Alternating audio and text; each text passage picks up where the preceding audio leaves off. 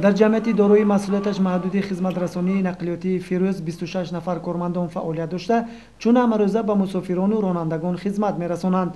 در همین شب روز از جمعیت نامبرده به 18 خط سیر 250 نقلیات طبق شرطنامه و مسافرکشی سفربر کرده شدند که از این شماره 28 میکرواتوبوس ها را تشکیل می‌دهد.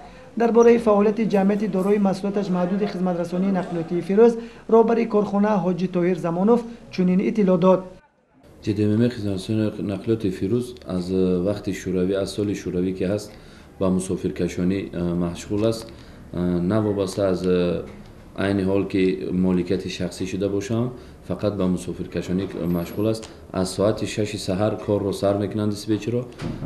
ما با 250 تا نقلیات شرطنامه داریم، با 18 تا خط سیر خدمت میرسانیم که در تندر ما غالب برآمدیم، ما وابسته کرده شده است. هر روز به مردم شهر ترسونزاده سحر بر وقت تا بیگه ساعت 7 بیگه ما خدمت خود را میرسانیم. 26 تا کارگر داریم، از همین 6 تاش دیسپچر هست، دیگرش همش بوغالتر معاون و کارگر و دیگر. خیلی که به شما معلوم است چی سفارشی که از طرف حکومت جمهوری از طرف حکومت شهر به ما پیشنهاد می شود، یکی از آنها بر وای هست لباس‌های مخصوص. ما عین حال هم راننده هامان رو دیسپچرها رو خیلی که شما شاهد آن میشوید با لباس‌های مخصوص تامین کرده ایم. نرخ مسافرکشانی رو کی معین میکنه و نرخ‌ها چگونه هستند؟ شهروندان قناعتمند هستند از نرخ‌ها؟ نرخ‌های ما از طرف وزارت نقلیات جمهوری تاجیکستان پیشنهاد کرده می شود. آخرین مرتبه به ما نرخنامه از طرف وزارت نقلیات 2013 پیشنهاد کرده شده است. ما وی را با مقامات محلی حکومت شهر ترسونزاده محاکمه کرده، نرخ‌ها از روی نرخنامه پیشنهاد شده وزارت نقلیات ما خدمت خلق رو کرده ایستادیم. شهروندان قناعتمند هستند؟ بله، تا امروز یگان مراجعت از طرف شهروندان مسئله نرخ شدگی نیست.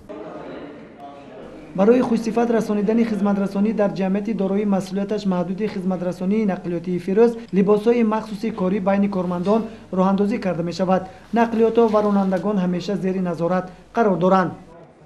امروز از جمعیت دارای مسئولیتش محدود حاجی فیض‌الله خان نیز نقلیات به مسافرکشی مشغول بوده. برای بلند برداشتن معرفت خدمترسانی آنها مأموریت جمعیت با رانندگان و سوداگران این نقطه مشورت و صحبت‌ها گذرانیده عاید کمبودی‌های جای داشته چاره اندیشی می‌نماید. با مقصد خوبتر و بهتر بر راه ماندن خدمترسانی جمعیت دوره محدودی ارتدای حاجی فیض‌الله خان یک قطار تدبیرها را اندیشیده شدند. چخیل که می‌بینید روزهای آخر کارمندان جمعیت لباس‌های یگانه مخصوص را بر کرده و مردم خدمت می‌رسانند. هر یک سفارش حکومت جمهوری تاجیکستان و مقامات محلی را با سرمشق کار خود کرده. در آینده ما کوشش می‌نماییم که کارهای آبادانی سازندگی را در جمعیت به راه مانده به مردم خدمت رسانیم. باید گفت که از جمعیت دارای مسئولیتش محدود حاجی فیض‌الله خان نقلیات به ناحیه شهر نو داخل جماعت‌های دهاتی شهر ترسونزاده با مسافرکشی مشغول هستند. در اینجا نیز عاید بلند برداشتن سطح خدمترسانی کارهای نظررس به انجام رسانیده می شود. نرخ خدمترسانی باشد با مقامات محلی موافقه کرده شده شهروندان به یگان ممانعت به جای زیستشان رسانیده می شوند. صابر جان سیدوف، سیفالدین ابراهیموف برای برنامه اطلاعاتی خبر.